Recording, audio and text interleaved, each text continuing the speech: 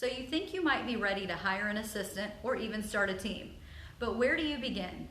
In this video, I'll give you some tips on using the DISC analysis to figure out if you just might have the right person to help you build your real estate team.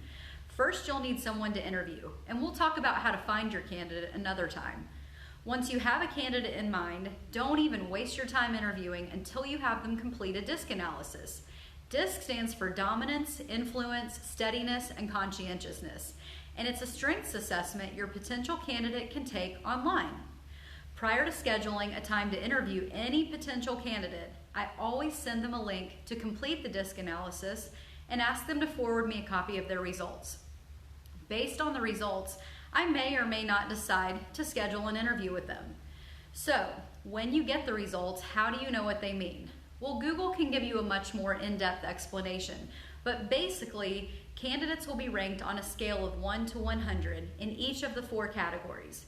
Is DISC perfect? No, but it does give you a pretty darn good idea of what people's strengths and weaknesses are, and even how they like to be rewarded for a job well done. Generally speaking, people who are high Ds are your entrepreneurs. They are not list people or managers. They are delegators and get it done people. People who rank above 50 in the I category often make fantastic real estate agents because they're outgoing and they enjoy interacting with people. High I is also a great quality to have at your front desk, greeting the public. Think I for interactive.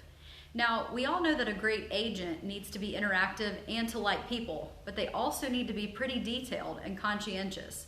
So that's where the C comes in. High Cs are very detail oriented. However, a high C with a low I is going to be a detailed person who isn't super social. A high I but a low C is going to be an interactive person who may not be very detail oriented, i.e. might have trouble following a checklist. That leaves S, or steadiness. High S's love stability in their work environment. They're often great assistants who are paid a regular hourly wage or a salary, and their work environment is more stable. High S's often have trouble as real estate agents because of the up and down nature of the business, the inconsistency with income, and the variety of tasks and different interactions required throughout the day. A low S, however, lends itself well to real estate because they don't get stressed out when they're working on one task and a sign call suddenly comes in.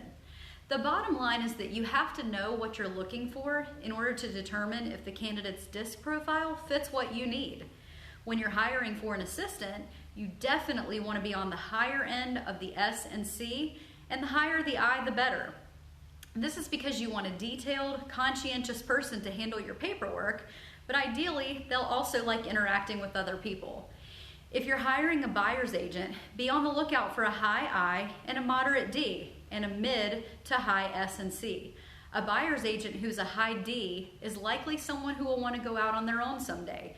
So be prepared for that if you choose this person as your buyer's agent or listing specialist. I hope these tips have been helpful for you in the process of building your own team. Check back again soon for the next video in my multi-part series on starting and building dynamic teams.